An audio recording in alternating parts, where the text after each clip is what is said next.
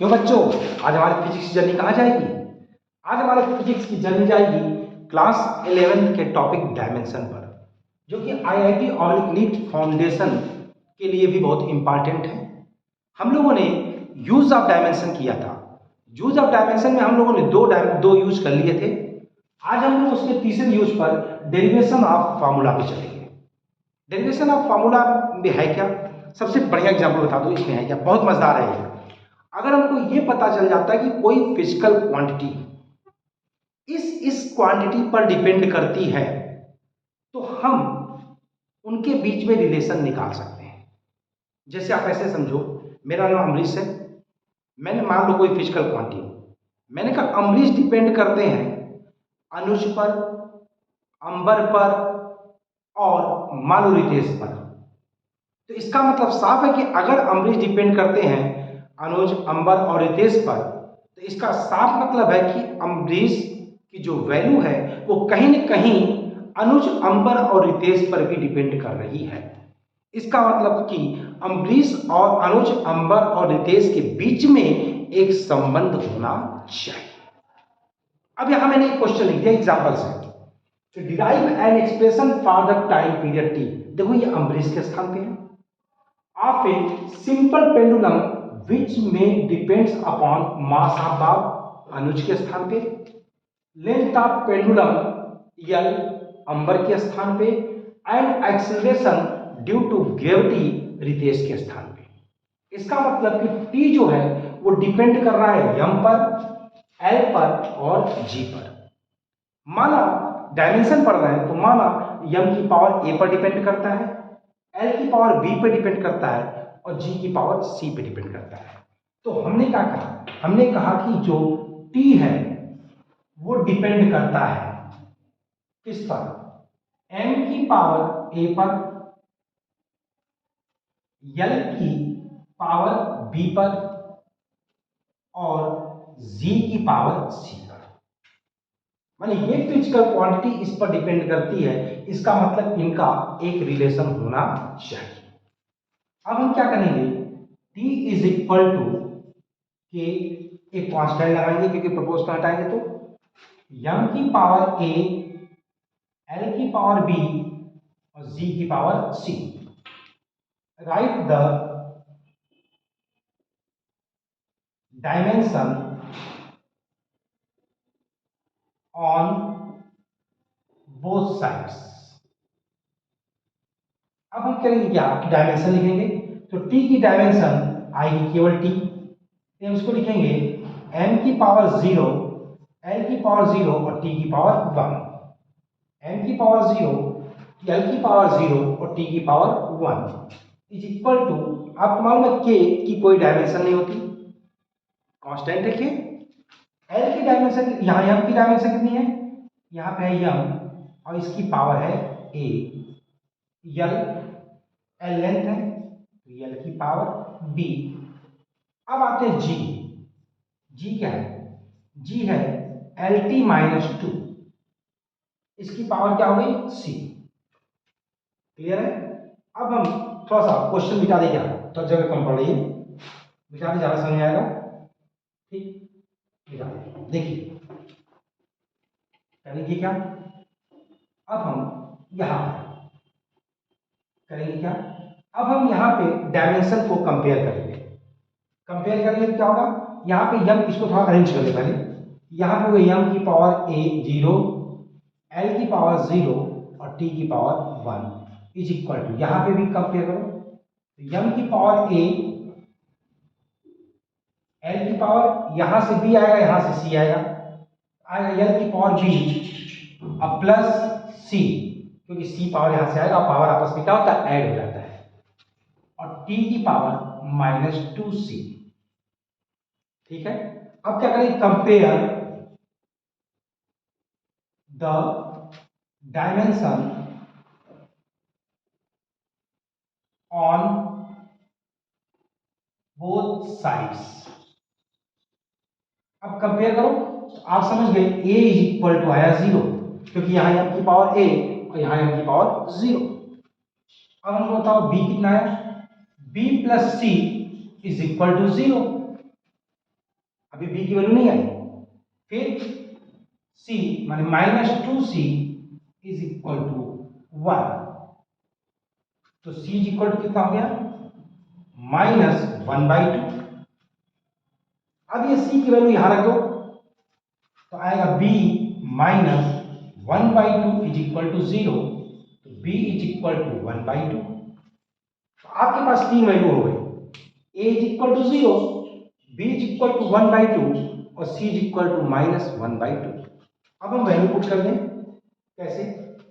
अभी भी आपने पढ़ा था t is equal to k था, तो t is equal to k m की पावर a माने m की पावर 0, l की पावर b माने l की पावर 1/2 और g की पावर c माने -1/2। m की पावर 0 लिखने का कोई मतलब नहीं है।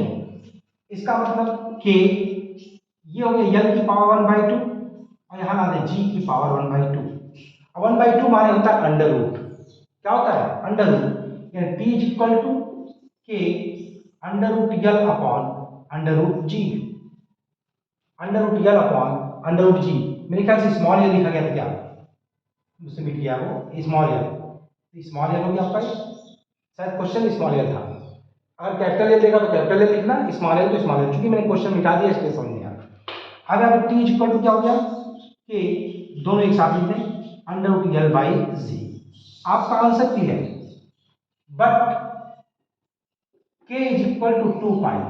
आपको बता दें हम ये k is equal to 2 pi आप जो लिख रहे हैं ये आपको याद होना चाहिए, क्योंकि एक्चुअली में डायमेंशन का ये एक प्रकार से वो है, लैक है, कमी है। डायमेंशन जो है वो कांस्टेंट वैल्यू नहीं निकाल पाता। तो t इज इक्वल टू कितना हो गया, 2 pi under root l by G. Clear है? यहां तक समझ में आया मेरे ख्याल से। चलो एक एग्जांपल्स और देखते हैं। क्लियर? चलो मिटाएं। तो देखो कैसे करेंगे। अब हम क्वेश्चन लिखवा लेते हैं कि मान लो कोई फोर्स है, वो फोर्स जो है वो डिपेंड करता है मास पर, वेलोसिटी पर और रेडियस पर। किस पर? मास पर, वेलोसिटी पर, रेडियस पर, जो आप पढ़ेंगे सेंट्रीपिटल फोर्स में। माने m की पावर a पर, v की पावर b पर, r की पावर c पर। तो यहां पे f इज इक्वल टू क्या हो जाएगा, k m की पावर a, v की पावर b, r की पावर c। अब हम दोनों तरफ की क्या लिखेंगे, डायमेंशन। ये क्वेश्चन दिया रहेगा, हम तो शॉर्ट में बता दिए कि फोर्स डिपेंड करता है मास पर, वेलोसिटी पर, रेडियस पर। तो यहां पर इसकी डायमेंशन कितनी होगी फोर्स की, m l t minus 2 is equal to k की कोई डायमेंशन नहीं होती, m की कितनी है, m की पावर a। ऐसे कोई भी क्वेश्चन किताबें दे सकता है। आज हमने दो क्वेश्चन करा दिया एक साथ। v क्या है, वेलोसिटी। वेलोसिटी हुई lt माइनस 1 की पावर b। थोड़ा स्टैंडर्ड बढ़ा के पढ़ा दो बेटा। और r क्या है, r है रेडियस, क्वेश्चन में दिया होगा r है रेडियस, और रेडियस अगर है तो लेंथ होगी, यानी कि l की पावर कितना हो गया, c। क्लियर है? अब हम क्या करेंगे, दोनों तरफ की डायमेंशन को अरेंज करेंगे।